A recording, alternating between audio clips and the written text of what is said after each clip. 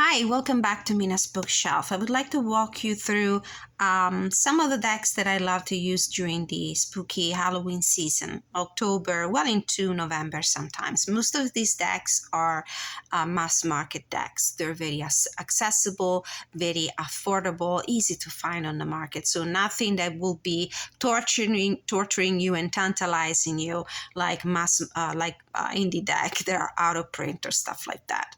I'm going to start with the reading suggestion, though, and it's a great book that would be absolutely in vibe with the spookiness of the season. And this is a piece of fiction by Danielle Trussoni. It's called The Ancestor. It's a modern gothic novel with a very with a delicious suspenseful twist, and it's published by William Morrow. It was published a couple of years ago, but it's an exceptional book. You absolutely should give it a chance. Danielle Trussoni's The Ancestor is a lushly written, dreamlike modern Gothic with as many dark turns and twists as the Monte Bianco family tree has branches. Welcome to the family. And the stylishly crafted, deliciously suspenseful adventure and a thoughtful exploration of the meaning of inheritance in every sense of the word. If this doesn't sound inviting, I don't know what does. I'm a bookworm and I do love historical mysteries, Gothic, whether historical or modern contemporary novels with a suspenseful vibe. So absolutely give this book a chance. So I'm going to start with The Haunted House by Sasha Graham and illustrations by Mirko Pierfederici because we're talking about books. The reason why I'm mentioning this book in combination with The Ancestors by Danielle Trussoni, it's a great tarot deck and book combo which I love to do every once in a while. It's because this deck in its artwork and theme is inspired to the vintage gothic romance novels that is typical of the 60s and 70s. And it's beautifully illustrated, published by Lo Scarabeo. It's been out for quite some time. And the beauty of this deck is that it's based on an actual storyline. And it's the character Raven, the one that you see on the box, that survives through all kinds of ordeals in this haunted mansion. And in some ways, it reminds me of the plot line and plot twists of the this beautiful book that is set in the Italian Alps in this beautiful castle here. So let's take a look at Mirko Pierfederici artwork. Beautiful. I love this concept. I love the artwork. I love the beautiful images, the dark tones. Look at this beautiful card. It does remind me of Sasha Graham. It looks just like her. I love this deck for relationships readings. It's inspired to the RWS system, so it's easy to read. There are no names for the cards. We only have numbers for the major arcana, and for the minor arcana, we have the little icon, the little symbol of the suit, and the number. But other than that, it's pretty easy to read. The artwork follows almost faithfully the symbology and the imagery of a Rider-Waite-Smith deck. And don't be deceived by the fact that the tarot deck comes just with a little white book. This little white book is actually really interesting, very useful if you want to read the introduction.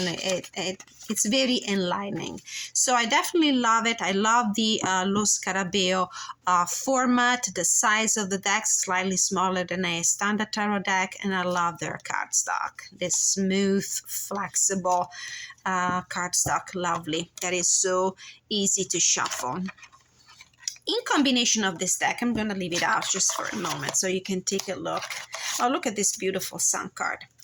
I normally use this deck in combination with a an oracle deck published by Blue Angel and created by Stacy DeMarco with artwork by Jimmy Manton. Jimmy Manton, it's a familiar name. He illustrated some other beautiful oracle decks. So the Gospel of Aradia is inspired to the historical figure of the first documented witch. She was Italian. And the reason why I combine these two together is because Jimmy Manton and Mirko Pierfederici art style are very compatible, are aesthetically very compatible. And I do like the idea of a witchy energy in combination with this beautiful deck based on a storyline, on a gothic storyline. So we have the unknown ignota. This deck comes with a keyword in English and a keyword that is sometimes in Italian or Latin, and the artwork is beautiful. So we have the unknown and the sun card, how to shed a light on things that we are not aware of. Then we have the Knight of Pentacles with the fight card. Look how beautiful these two are. And then we have the Three of Swords with ritual. The Judgment card with union. The Fool with dreams, somnia. The Seven of Cups with hierarchy, ordo. The Knight of Wands with resistance. And I could keep going on, and look how beautiful they look together. Ecstasy with the Ace of Cups. How beautiful is that? All right, so this was the Haunted House by Sasha Graham and Mirko Pierfederici in combination with the Gospel of Aradia by Stacy DeMarco. So the fact that we're mentioning witch's energy, witch's oracle, is a great jumping point for me to move on to the next deck that I would like to share with you. And that would be, oopsie daisy.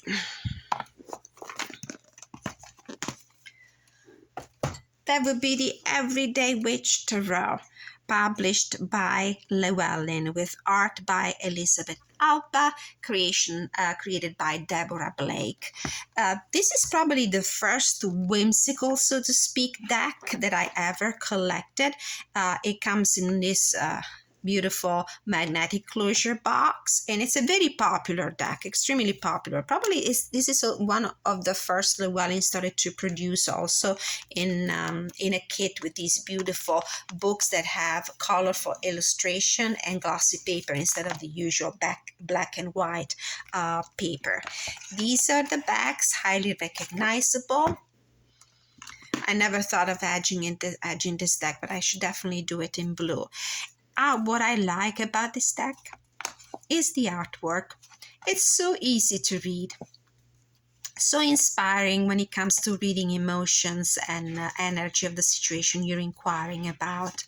It's very it's reflection, it's exciting with all these very young people, these witches, pointy hats, and the artwork and the imagery and the symbology is strongly inspired to the RWS system. So it will be a deck that will always deliver very clear readings, no ambiguity. The names of the cards stay the same. It really follows in a faithful way the system. So it will be a straight shooter.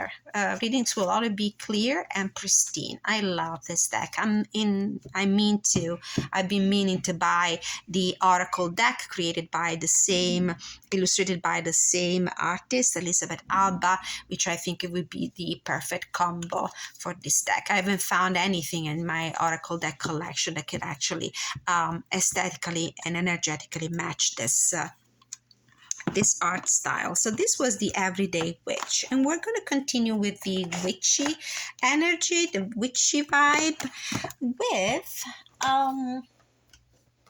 let's see, with a Liminal 11 mass market deck, the Modern Witch Tarot deck. This deck lacks the very dark vibes, energy, the gothic and grotesque tone of other decks typically used by collectors and readers in this season. But still, I like it. I like the modern vibe, sometimes urban vibe of the deck. I like the coloration. It's really nice. I love this aqua green. I love the blues. And this is a deck that is absolutely very easy to read because it follows the RWS system as well. It's a deck that is easy to read. There's a very young vibe. It seems to be also pretty inclusive, which is something a lot of collectors and readers look for. Great readings with these decks. Comes on a very sturdy, very sturdy cardstock, which is something a lot of people criticize most of the time. But I mean, it's not easy to shuffle, but there's always a way. There's always a way. I mean, I would not bridge this deck. There's no way that I can do it. So love it. This is the Modern Witch Tarot deck by Lisa Sterl and published by Liminal 11. It comes in this beautiful sturdy box. From there, we're going to move to another witchy combination. Okay, I'm going to do this one first. I'm going to talk about the Green Witch Tarot by Anna Mora and art by Kitty Ostergaard-Leonard. So it comes in one of these beautiful boxes with the guidebook. This one has black and white pictures and doesn't come on glossy paper, but it's a great guidebook nonetheless. I normally store my deck separately in a reading cloth. And this is a deck that can be used well into the Christmas season. There's something about the backs that really reminds me of that time of the year. And this is another RWS inspired deck with some additional references to plant and animal energies. Each of these cards features a plant and an animal, like for example in the Queen of Swords we have the I think this is an iris, and we have a bird that I cannot exactly identify, but no fear, the guidebook is excellent in this sense. It will provide incredibly good interpretation of the cards, and there will always be an explanation for the artwork and for the artistical choices of introducing certain plants and certain animals and the energy that they carry. So beautiful reading. I found that it's a great for general energy check-ins for professional path, work, finances, and business related readings. Easy to read. Some of the cards have been renamed, like for example, the Emperor is the Horn God. It follows the Wicca tradition, and there's a Celtic vibe to it. And some of the just only one of the suits has been renamed is the Athamas for the swords.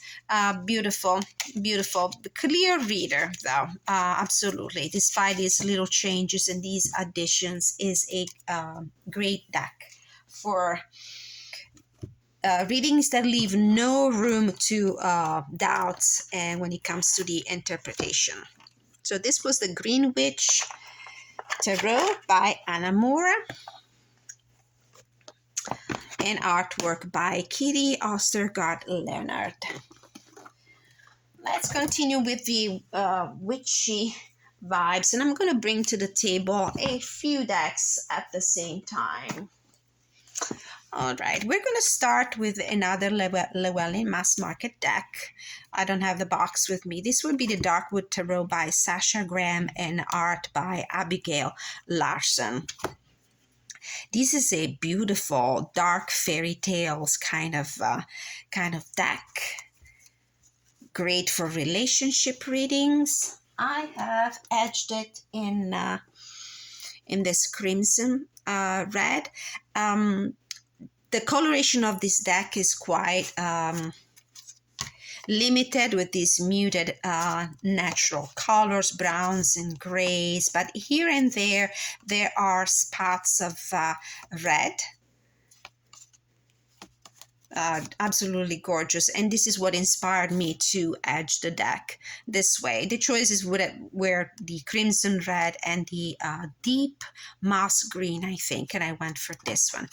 Now this one has a gothic dark energy. It's called the Darkwood Tarot, and beautiful guidebook. I really recommend using this deck with the guidebook. What I've done when I acquired the deck was going through each of the cards and reading the interpretation for each of the cards. I love the fact that there's always a very interesting phrase here, a sentence that helps you get into the energy of the cards.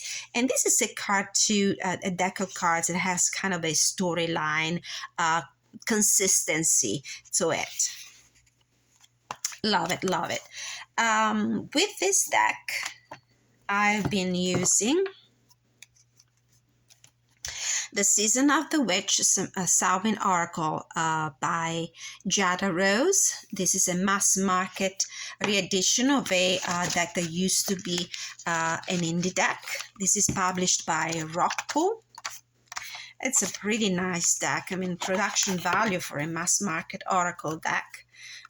This metallic red gilding, and the artwork is absolutely compatible, aesthetically and energetically compatible with Sasha Graham tarot deck. This oracle deck is particular because it features a keyword and then a verse from a poem. The actual interpretation of the card is pretty extensive in the guidebook, and so you might rely on your intuition for the the interpretation of the card, following the artwork, or maybe the keyword will speak to you, or maybe there's something in these verses that will help you understand what the energy of the card is. I personally do not really rely on the poem here, on the verses of poetical verses. I prefer to go into the guidebook. So let's take a look. The facial expressions of the characters in both decks are very similar. And the limited color palette is something that makes these two decks like really good companions. I might break this video in two parts as usual, because I have a lot more decks and I do not want to leave anything behind. So this was The Season of the Witch, Samhain Oracle by Jada Rose, in combination with the Darkwood Tarot by Sasha Graham with art by Abigail Larson. In combination with that, I also would like to mention the Literary Witches Oracle by Taisia Kitaiskaya, illustrated by Katie Horan. This is a deck that celebrates iconic female figures in the literary world. And these two decks look mighty good together for same reasons. There's powerful female creative energy, there's darkness, there is a compatibility when it comes to look, aesthetical energy and vibes with these dark colors, very muted. This is an interesting oracle deck because it mixes cards that represent some very some literary female icons with a more fortune-telling style kind of cards like these, where there's only one item featured, like for example the rabbit, or let's see, we have mushrooms, bees. It's a pretty cool deck, really cool. I like lantern. This one reminds me of the card number 9 in the Tarot of the Hermit. As you can see, they do work really well together, and this is a great deck for all the book lovers. So this was the Literary Witches Oracle by Taisia Kitaiskaya, in combination with Sasha Graham Tarot deck, Darkwood. Okay, let's see if we have anything else witchy at this point. No, I will move into Halloween, strictly Halloween inspired decks. I do have the Halloween Tarot, created by Kipling West, published by US Games. This is a classic at this point. And another Stacey DeMarco deck is the Halloween Oracle, Lifting the Veil Between the Worlds Every Night. This is published by Blue Angels, another iconic deck. What I love about the US Games deck here is the coloration and the imagery. It's a very colorful, very humorous deck. I love these backs. I love them. Little white book. So this is what I love about it. The colors. The suits have been renamed. We have Ghosts for Cups, Pumpkins for Pentacles. Then we have the Imps for the Wands, and Ghosts for Swords. Look at this one as the Hermit. I love this deck. It's inspired to horror stories. It's very humorous, very colorful, and strongly inspired to the RWS system, as you can see in this 9 of Bats, 9 of Swords card, typical 9 of Swords. So it's very easy to read. If you can go past the hurdles of having to think twice about what is the suit here. But I do believe that this might be a good deck for beginners as well. Very nice. In combination with this one, I also like to use the Halloween Oracle deck by Stacey DeMarco. This one has a limited amount of cards. I think only 36, probably. Beautiful artwork. Owl, wise seeing, wise action. I love the keywords, and I do rely on the keywords in the artwork more than the guidebook itself. In interpretation of the cards, we have a little poem here, the thumbnail of the card, the main keywords. There's also like an historical explanation of why we use certain things during the season, during the spooky season, and only a very little paragraph about the divination, the divinatory meaning. But still a great deck.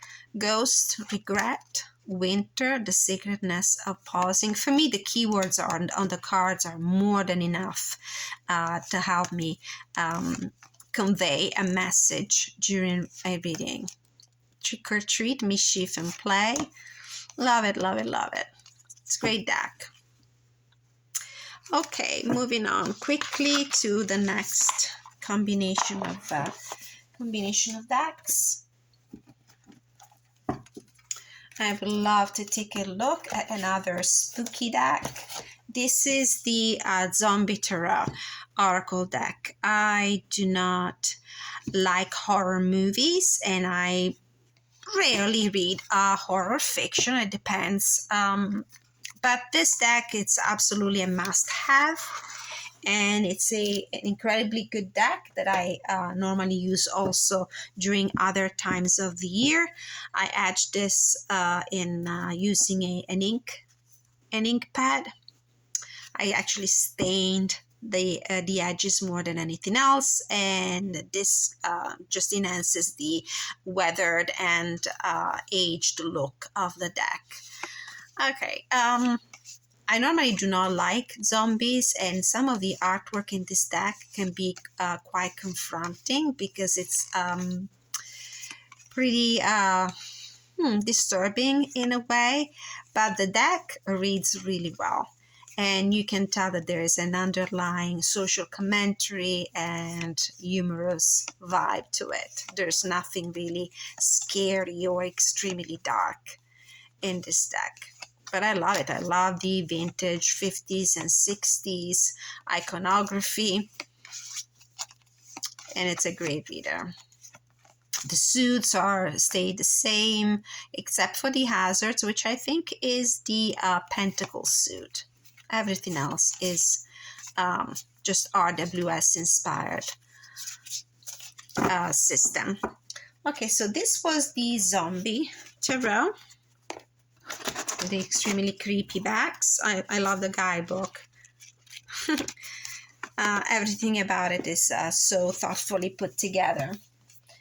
Let's move to let's see, another great deck for the season is the Dark Mansion by, this is the Taroteka Studio based in Poland.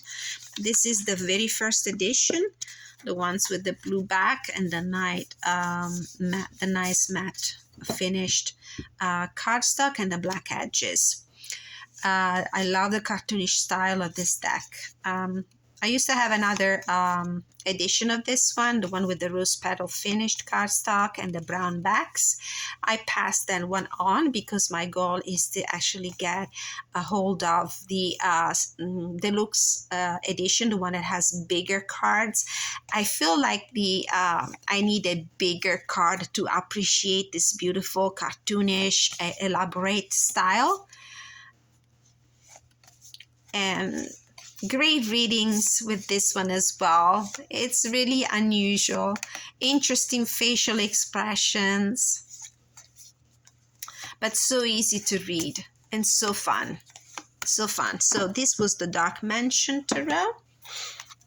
I only have a few more minutes. And I would like to take a look with you at the Antique Anatomy by Claire Goodchild. This is the mass market edition of the deck. It used to be an indie deck.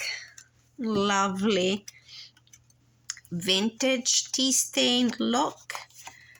Cardstock, very flimsy though, that's the only drawback, but I do love these apothecary and medical cabinet images in black and white with these spots of colors, with these botanical elements. This is a pick deck, so probably not the best fit for somebody who's starting the journey with the tarot, but absolutely something that you might want to consider down the line. To when you become more familiar with the meaning of the cards. Another deck that I would like to share with you before the camera shuts me off is the Crow Tarot, published by US Game in combination with the Edgar Allan Poe Tarot deck, published by Llewellyn. Okay, as a book lover, I couldn't stay away from a literally inspired deck. And the reason why I combined these two together is because of the famous Raven poem by Edgar Allan Poe, the Nevermore, Nevermore, Nevermore. I mean, these two decks complement each other and they dialogue with each other so well. This is a very chatty deck, extremely chatty. It's an animal deck inspired to a crow.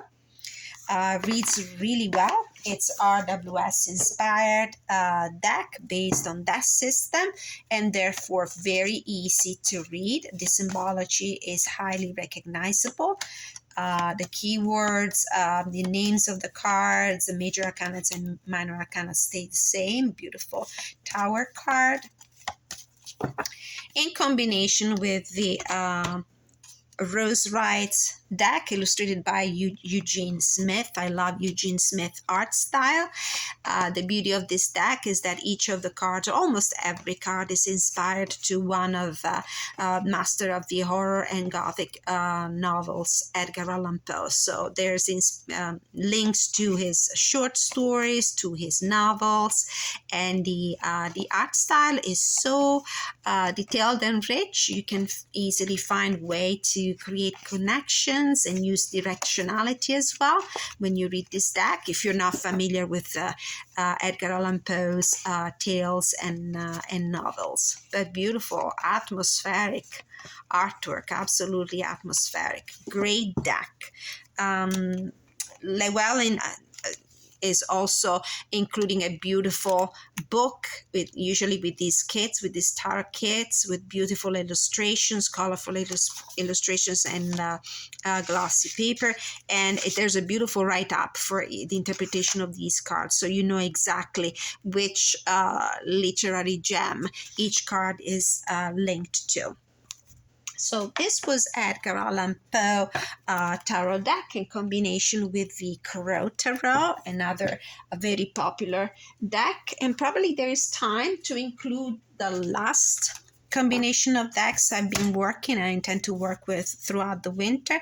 And this is the Beautiful Creatures Tarot by J.R. Rivera with artwork by Jasmine Beckett Griffith, one of my favorite artists. And I think this is a red feather deck. Look at this beautiful mysterious and dark, gothic and lovely backs, beautiful purple gilding. Now, the interesting thing about this deck is that there will be some element in the cards that will remind you which astrological sign the card is linked to. Under the name of the cards, you also get a keyword. So for a deck that is not so easy to read, maybe in the imagery, because it's not a faithful reproduction of the RWS system when it comes to the artwork, the use of the keywords can be extremely helpful. If it's a problem for you to use this as a tarot deck, you can always read it as an oracle deck. The guidebook is an excellent companion to the deck. I love the write-up. I've used, and I normally use this deck in combination with some Lucy Cavendish decks, all illustrated by Jasmine Beckett Griffith. So you could use it in combination with the Oracle of Shadows and Light. You could use it in combination with the Le Vampire and the Oracle of the Shapeshifters. Now, this video will probably be interrupted while I'm talking, but in case I'm not able to continue with the recording until the very end, I would like to thank you in advance for watching this video, for liking, sharing, subscribing, leaving your comments. I love to find your feedback in the comment section. And if you are interested in receiving personal readings and seeing some of these decks in action, please don't hesitate to contact me at minasbookshelf@gmail.com. The email address is in the homepage of this YouTube channel, and I normally include it in the description of each video. You can request a personal reading at any time. So keep going until the very end. So we have this beautiful deck. This is the Shapeshifter Oracle, and I think it's published by Simon & Schuster. This one has decks that I'm not really happy about, but look how beautiful. And I love the fact that not only the illustrations, but the keywords and key phrases are a great starting point for your readings. And excellent guidebook as well.